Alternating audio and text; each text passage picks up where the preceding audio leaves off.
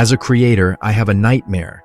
It's not about losing subscribers. It's about this: old time capsules, random Seagate drives, cables everywhere. My data is scattered. My desk is a mess and I'm officially out of space. But today, we're fixing it. Meet the Orico 97 series, a 5-bay DAS monster capable of holding up to 110 terabytes of data. And honestly, this might be the ultimate one-cable solution for my entire YouTube workflow. In this video, we're going deep. I'm going to tear down my old Apple Time Capsule and some Seagate drives, rescue the hard disks inside, and migrate everything into this sleek aluminum beast. We'll check the speeds, the noise, and see if this monster can actually handle a 4K editing workflow. Is it a revolution or just a big box? Let's find out. All right, let's get this beast out of the box. First impression? The packaging is solid, which is always a good sign for sensitive storage gear.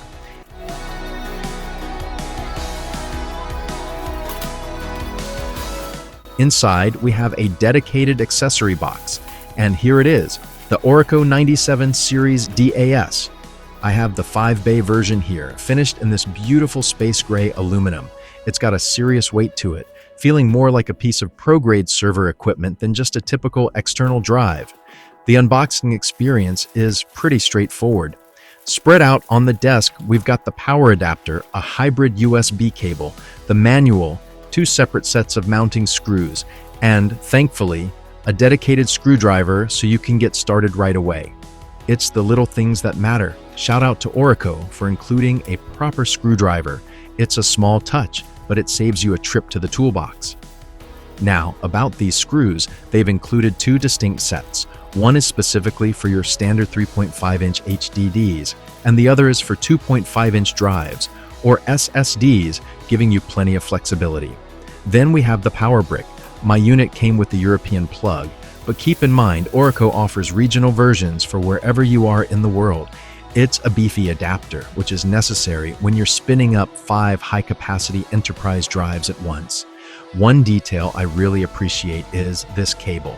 It's a USB-C to USB-C, but it comes with an integrated USB-A adapter right to it. Whether you're on a modern MacBook or an older workstation, you're covered without hunting for dongles. Looking at the unit itself, man, it's sleek.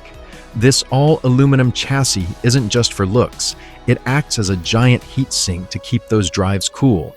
The rounded corners and the matte finish give it a very Apple-esque aesthetic that fits perfectly on a modern desk. It feels incredibly rugged and well-built.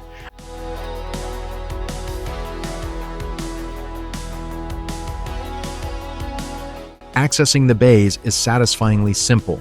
The front magnetic cover pops off with a light tug, no tools needed here. Once that's off, you're greeted by the 5 vertical drive bays. This layout is optimized for airflow, pulling cool air from the front and exhausting it out the back.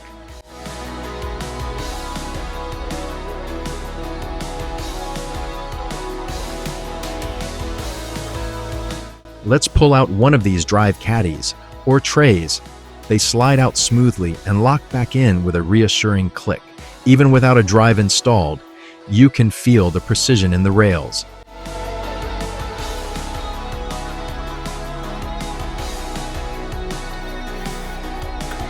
If we look deep inside the chassis, you can see the SATA backplane.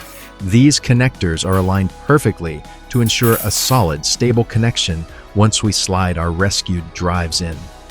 It's a clean, toolless entry design that makes hot swapping or upgrading drives a breeze. Now, let's get to the fun part, the rescue mission. This is my old Apple Time Capsule. It's been a faithful servant for years, but it's time to liberate the storage inside.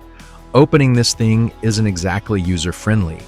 I'm using a thin pry tool to carefully get under this bottom rubberized panel. Apple didn't really design these to be serviced, so you have to be patient to avoid snapping the plastic clips.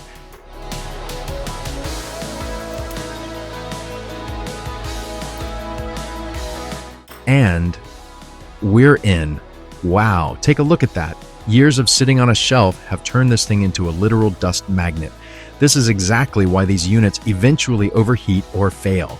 It's a tech time capsule in more ways than one. To get to the actual drive, we need to clear some obstacles. I'm starting by unscrewing the internal cooling fan, which, as you can see, is pretty choked up. There's a rubber housing holding everything in place for vibration dampening. I'm carefully disconnecting the proprietary cables and the power leads from both the fan and the HDD. It's a cramped space, so you really have to watch those delicate connectors.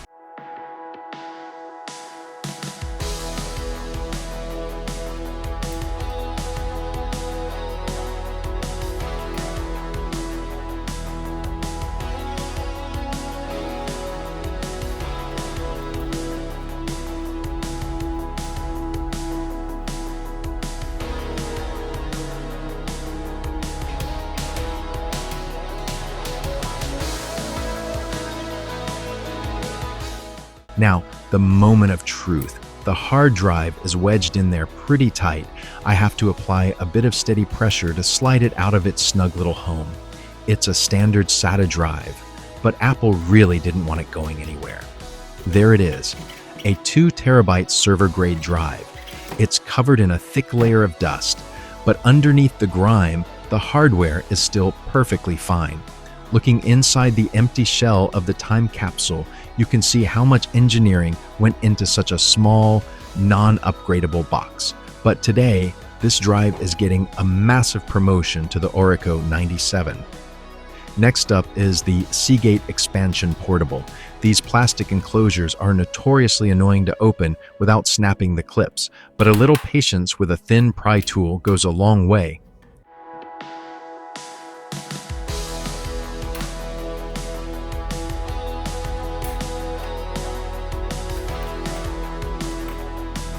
Inside, we're looking for a standard 2.5-inch drive. It's amazing how much data we can cram into such a tiny form factor these days, but keeping it in this plastic shell is basically asking for thermal throttling during long renders. Once the shell is off, we need to clean the drive. I'm peeling away this foil shielding and removing the USB interface connector. What we're left with is a raw, high-capacity SATA drive, ready for its new home. It's like giving the hardware a fresh start, removing all the consumer-grade limitations.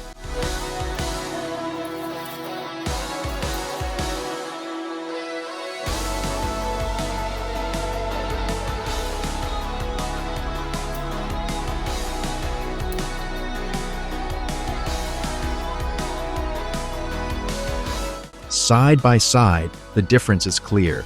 We have the heavy-duty 3.5-inch server drive from the time capsule and the compact 2.5-inch Seagate. Two different worlds, but today they're going to work together. Now, let's see how the Orico 97 handles this mix. I'm grabbing one of the drive caddies, and this is where Orico's attention to detail shines. Everything you need, from the precision screwdriver to the specific mounting screws, is right there in the box. For the 2.5-inch drive, we're securing it through the bottom of the tray. A quick tip, make sure these are tight. Any play or looseness leads to vibration, and vibration is the silent killer of mechanical drives. Installation is as satisfying as it gets. The tray slides into the Orico chassis with zero resistance until you hear that tactile click. It's a massive upgrade from having these drives dangling off my laptop with messy USB cables.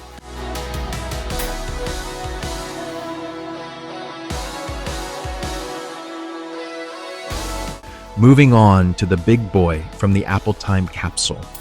Notice the design shift here. Unlike the smaller drive, the 3.5-inch HDD mounts using the side screw holes of the Caddy. It's a rock-solid fit.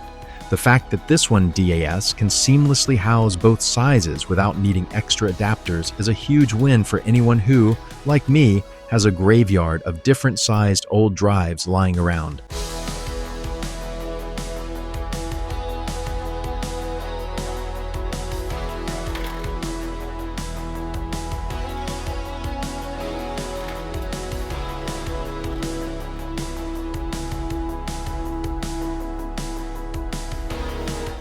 One final slide, one more click, and just like that, 6 terabytes of lost storage are back online and ready to work.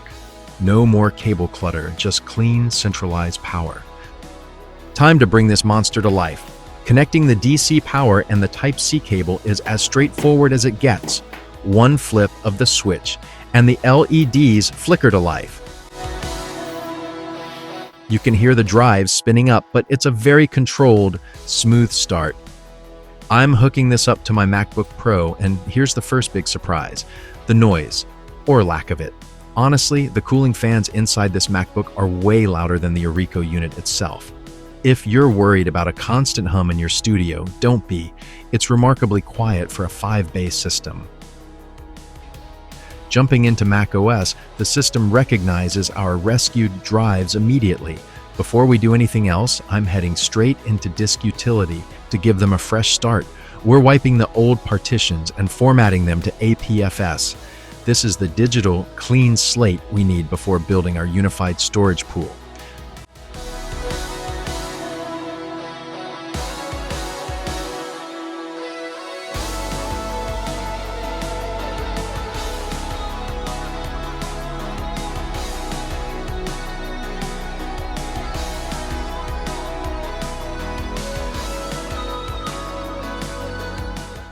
But how does it handle actual data? I'm throwing a massive 1.2 terabyte folder at these drives just to see them sweat. And wow, look at that progress bar. We're talking just a few seconds to initialize and start moving heavy 4K footage. It's snappy, responsive, and exactly what you want when you're in the middle of a tight edit.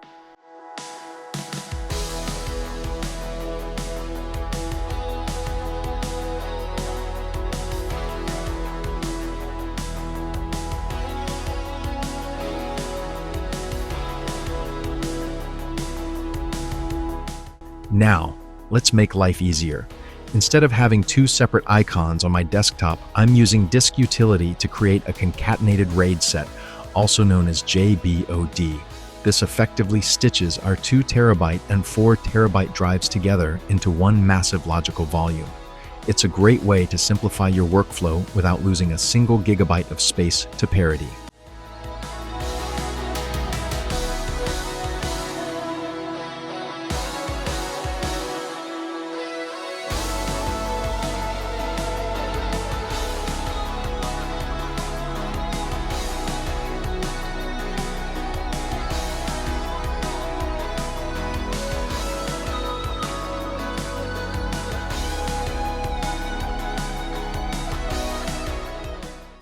And there we have it, one clean, unified 6 terabyte drive sitting on my desktop. No more hunting through different volumes to find that one B-roll clip from 3 years ago. Let's talk numbers. Running the Blackmagic disk speed test, we're hitting a solid 256 megabytes per second write and 284 megabytes per second read. What I love here is the honesty. Orico claims stable USB 3.1 speeds up to 260 megabytes per second, and we are right in that sweet spot, sometimes even exceeding it. It's rare to see a product deliver exactly what's written on the box, but the Orico 97 hits the mark. So, is the Orico 97 series the revolution my workflow needed? Absolutely. It took a messy pile of old tech and turned it into a sleek, high-speed storage powerhouse. If you're a creator drowning in hard drives, this might be the best investment you make for your desk setup this year. If you found this deep dive helpful, hit that like button. It really helps the channel. Don't forget to subscribe for more tech rescues and workflow upgrades. Thanks for watching, and I'll see you in the next one.